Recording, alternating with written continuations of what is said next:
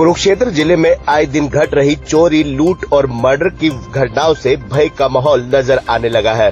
बीती देर रात करीब 2:30 बजे अज्ञात लुटेरों ने बाबैड़ में Rajendra health clinic and maternity centre hospital की संचालिका डॉक्टर अर्चना सैनी के घर में घुसकर लूटपाट की बड़ी वारदात को अंजाम दिया है। घटना रात करीब 2:30 बजे की है। अज्ञात चोरों ने रात के करीब 2:30 बजे घर में घुसकर 12 तोले सोने के जेवर के अलावा 6 लाख रुपए की नकदी लूट की वारदात को अंजाम दिया। घटना की सूचना मिलते ही बाबैड़ पुलिस के अलावा शाहबाद के डीएसपी रणधीर सिंह, जिला अपराध शाखा 1 और 2 की टीमों के अलावा सीन ऑफ क्राइम की टीम मौके पर पहुंची और पुलिस कार्रवाई में जुट गई।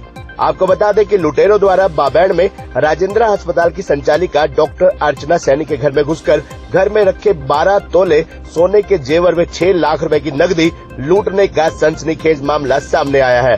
सूचना मिलते ही बाबैड़ पुलिस के अलावा शाहबाद के डीएसपी रणधीर सिंह, CIA 1 व CIA 2 की टीमों के अलावा सीन ऑफ क्राइम की टीमें भी मौके पर पहुंची और घटना स्थल का निरीक्षण कर मौके से साक्ष्य एकत्रित किए। लुटेरे, जिन्होंने केवल अंडरवेयर ही पहने हुए थे और मुंह पर कपड़ा बांधा हुआ था, रात को करीब 2:30 बजे के करीब मकान की पिछली खिड़की की ग्रिल तोड़कर मकान के अंदर घुसे।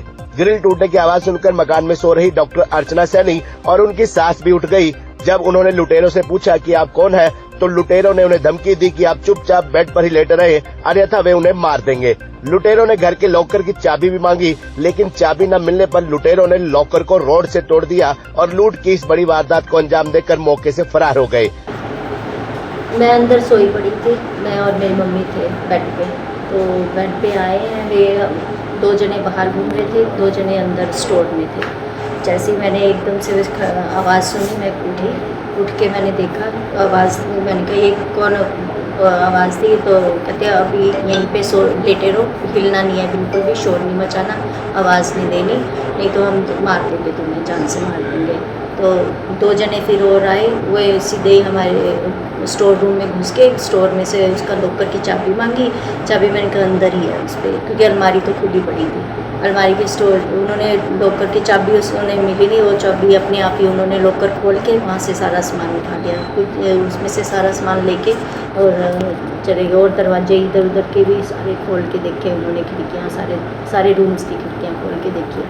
तो आगे फिर जाते समय उन्होंने ऊपर कैश और जो भी गोल्ड था सब कुछ लॉकर में से उठा के ले गए। एक बैग मेरा बाहर पड़ा था, बैग में से पर्स में से भी काफ़ी कैश था उसमें भी, तो वो भी सारा ले गए।